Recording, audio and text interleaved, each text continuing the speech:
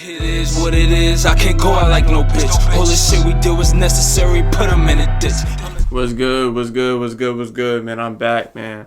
Basically, bro, I recorded something before this, but I don't know which one I'm gonna put out. So I'm not sure if I'm gonna put this one out or the other one out, you know? So technically I've been back for about a couple of days now, but I just ain't see it.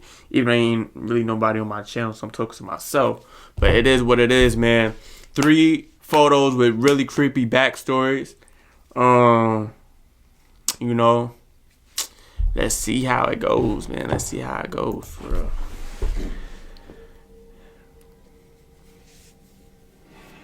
Fucking, like, I don't know, my mouth be getting dry in the corner. Taken by a viewer named Jane. Jane had met a man named Jeremy off a dating app.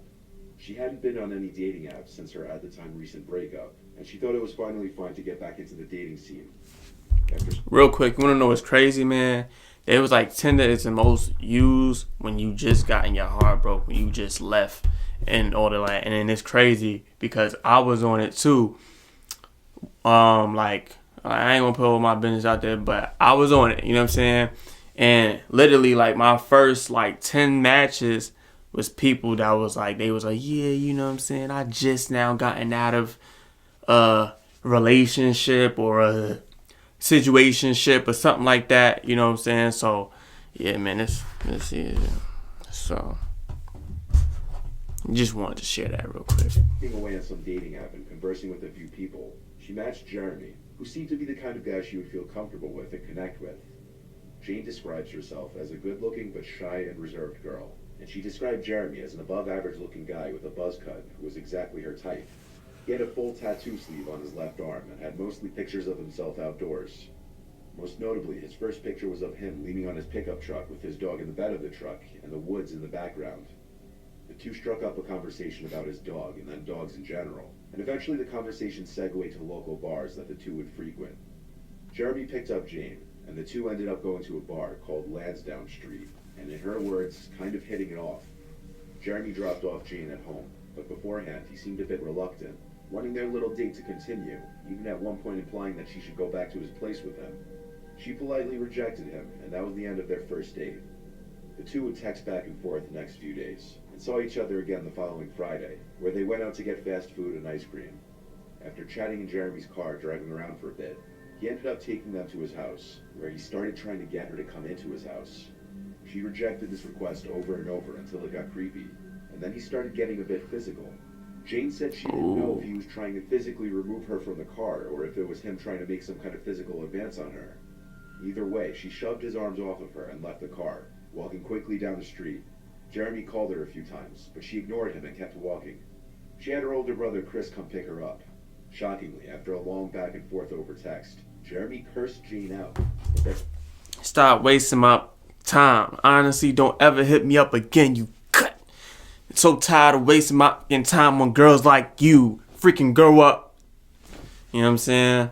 I you know, but dang, bro, he went. He said, I'm sorry, I lost my temper. Yeah, man. What sign is that, man? Ain't that usually like Libras, Geminis, Sagittarius, all of y'all, really, all of them, all signs be like that.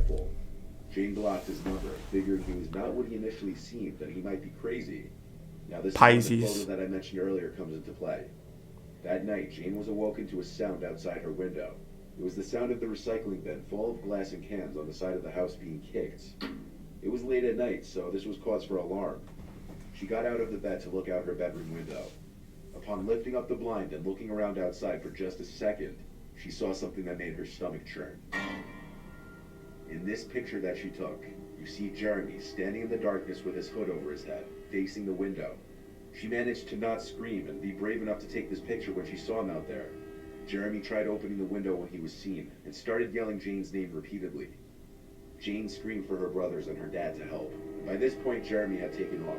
According to Jane, the whole block had to hear his 8-cylinder pickup truck flooring it down the street. attempted to text Jeremy threats of calling the police. She showed restraint and brought the info to the police the next day and filed for a restraining order using the texts and pictures as proof of reason. She sent a photo of the restraining order to Jeremy, which went unresponded to because she never unblocked him. What Jeremy planned to do at Jane's window is not exactly clear, but even if it wasn't to break in and he wanted to talk to her, that wouldn't be okay either.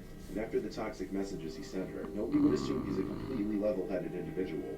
In fact, those messages, mixed with his sneaking around her house in the late hours of the night and coming to her window after being blocked, suggest he... I ain't gonna lie to y'all, man. Like, a bar, bro, you gotta watch how much somebody drinks the first time, because that could be a sign of, like, them being emotionally unstable. You know what I'm saying? Like, if they just knocking it back, like, boom, boom, boom, boom, boom, boom, and you can see that they a little bit agitated. Like, you can just sense certain things, bro. And when you date, bro, you kind of gotta really experience from 16 all the way up to whatever age, because, bro, you really don't know. And if you just date just date and just, oh, you know what I'm saying, don't, you know what I'm saying, care or whatever like that, you're gonna miss signs. You're gonna be 30 years old with somebody crazy or alone because you don't pick up on signs, bro. Like, yeah, bro, you gotta watch all of that shit too, man. Smoking too, watch that. For real.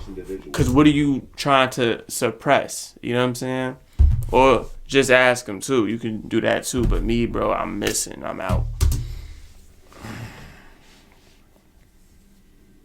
What you're looking at right now is one of the many dolls made by Anatoly Moskvin, a Russian former journalist and college professor with expert knowledge of cemeteries. As a child, Anatoly began wandering through cemeteries with friends for fun, and as time went on, he developed a fascination for the dead. Decades later, this fascination led to a hobby of collecting dolls. But this hobby hid a macabre obsession that drew upon his particular interests, digging up the dead and making dolls out of their corpses. Yes, the doll you're looking at is actually made out of a dead body. That's After crazy. making his human dolls, he kept them in his home as his companions and possibly lovers, evident by some of the stuff he wrote about his dolls. For example, I kissed her once, then again, then again. But the really disturbing part of this is that the dolls were in majority made from little girls aged 3 to 12, and he would apply lipstick and makeup to many of their faces. He even marked the birthday of each of his dead victims. Let's just take a moment of silence how crazy that is. My bad, I'm gonna pause it. I'm gonna keep on pausing it. Fuck. Let's take a moment of silence how crazy that is. I need a break. Bro, these is like children, bro, and they're dead, and you kissing on them and you made them an adult. Like, yeah, you are fucking sick. You are wild, bro. You are wild. Bedroom. His self-proclaimed expertise on cemeteries wasn't a lie, as he was able to desecrate countless graves in his hometown while evading police for years until he was finally caught after the increasing suspicion at the growing number of defiled graves in the area. When police searched his home, they found 26 life-size dolls, or rather mummified corpses, scattered throughout the house. But the police didn't know they were corpses at first, until he openly admitted to it. His parents, who lived in the same flat as him, claimed to know nothing of his activities. His parents and others who had seen the dolls stated that they did not suspect that there were dead bodies inside, but then again, who would? Not even the police suspected the dolls to be bodies at first. His parents said they thought it was just his hobby to make such big dolls and did not see anything wrong with it. During a hearing in which he sought to be released from a psychiatric hospital to care for his elderly mother and live with a new girlfriend, he refused to apologize to his victim's parents. In his mind, he thought he was doing something good, as he stated he felt great sympathy for the dead children and thought that they could be brought back to life by either science or black magic. He even went as far as to shun the parents for leaving their daughters in the cold, whereas he took them into the warmth to be reborn. Anatoly dried the corpses using a combination of salt and baking soda, and then stored the bodies in secure, dry places in and around cemeteries. Once the bodies dried, he carried them to his home, where he used various methods to make the dolls, in an attempt to give the children functional bodies to be used when he eventually discovered a way to bring them back to life, feeling that their physical remains were too decayed and ugly for them to feel comfortable or happy. While some of the parents want Anatoly locked away behind bars for life, it was determined that he suffered a form of paranoid schizophrenia and has since been held in a psychiatric hospital. From his perspective, he may have thought he was saving a bunch of young girls, but from any other perspective, It was a horrific, downright disturbing thing to do.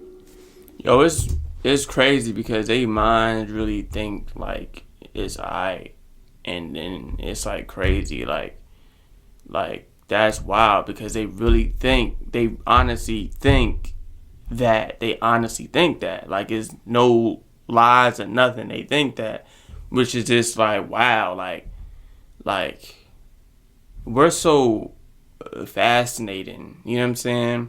Like you got mad people with all types of what, you know what I'm saying, disorders or whatever like that, and it's crazy because we just all just completely different, but we're kind of the same, really, you know what I'm saying, but we're all just different, you know what I'm saying, but that's wild. The picture you're looking at right now is of Amy Reeves and her baby sister. The backstory behind this picture isn't as cute and wholesome as one would imagine. On this day, Amy was taking her sister out trick-or-treating for Halloween. Amy lives in the backwoods of Texas.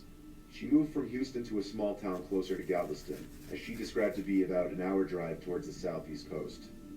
Amy's move from the big city to a very small town was much needed for her, as she was sick of the city life, and settling into a very small home with 2 acres was a nice change of scenery for her. However, she kept noticing something completely eerie from the moment she moved into the house. It had nothing to do with the property or the home, but rather something outside the home.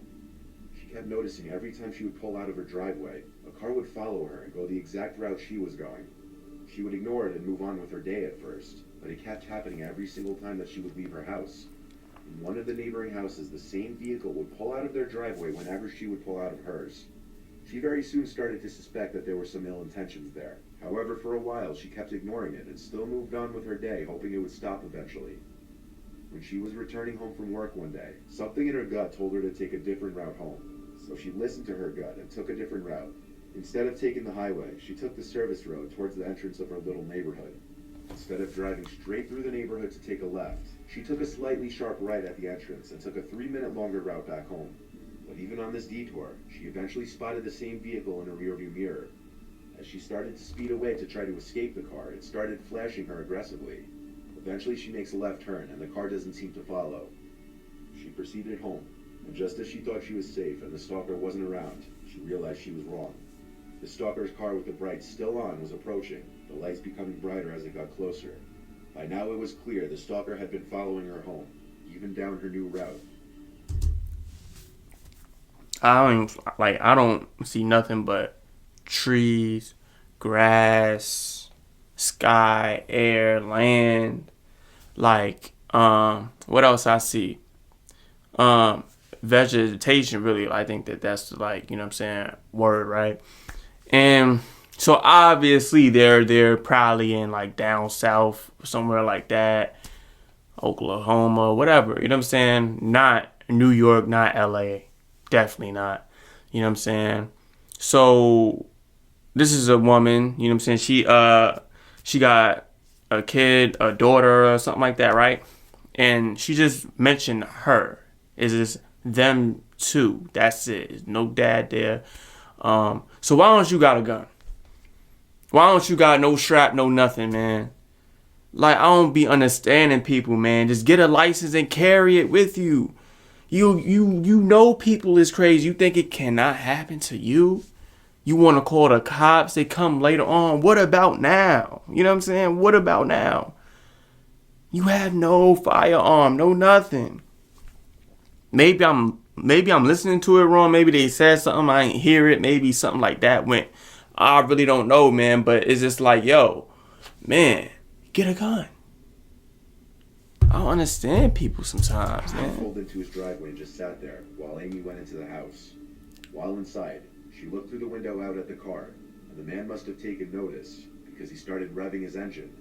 By this point, it was clearly a full-fledged stalker harassment situation, so Amy called the police in hopes to have them go and talk to him for her.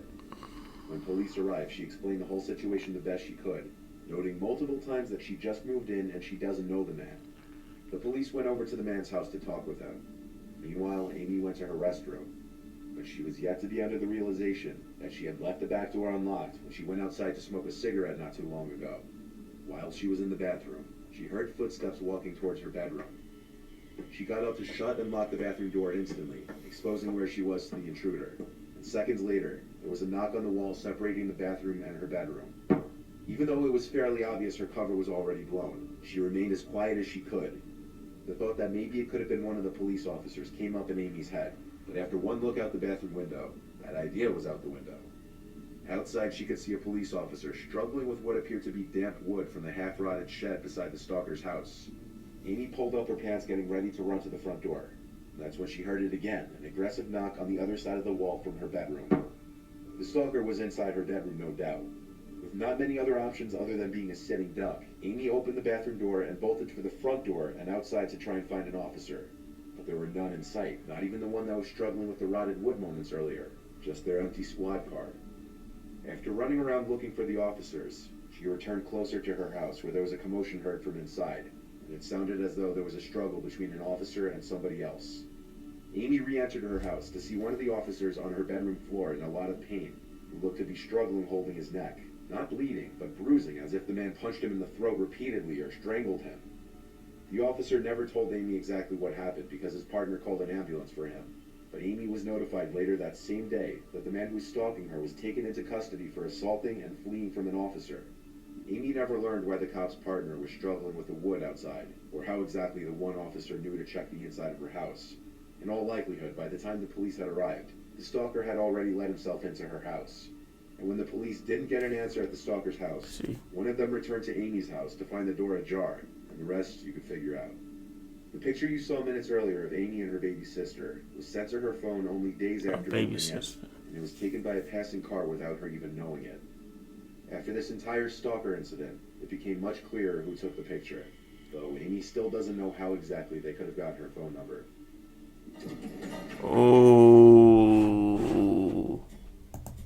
Ooh, but why it look like she get a little bit posed for it though? Like, what you mean? Wow. So yeah, it's her baby sister and all that. Man, that is crazy, bro. But that's what I'm talking about, man. But hey, I'm gonna catch y'all on the next one, man. You know what I'm saying? Y'all be safe, be cool, be easy. And this is probably, I don't know if I'm gonna put this out like as number 2 or number 1, but we'll see.